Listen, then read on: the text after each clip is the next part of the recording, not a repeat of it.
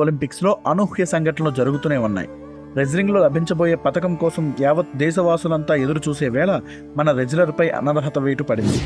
రెజ్లింగ్లో ఫైనల్కు చేరిన వినెస్ ఫొగాట్ బంగారు పథకం ఒడిసిపట్టేందుకు సిద్ధమవుతుండగా కేవలం 100 గ్రాముల అధిక బరువు ఆమెను ఆట నుంచి దూరం చేసింది.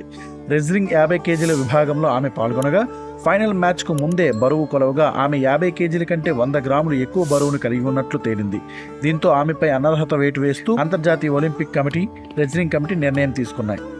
దీనిపై భారత్ ఒలింపిక్ సంఘం ఆమె అనర్హత విషయంలో ఆమె యొక్క ప్రైవసీకి భంగం కలిగించకుండా ఉండాలని అందరినీ కోరింది.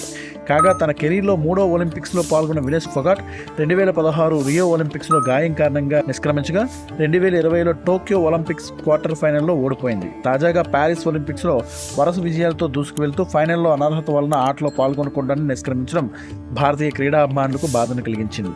దీంతో భారత పౌరులు ఆమెకు పెద్ద ఎత్తున మద్దతుగా నిలుస్తున్నారు.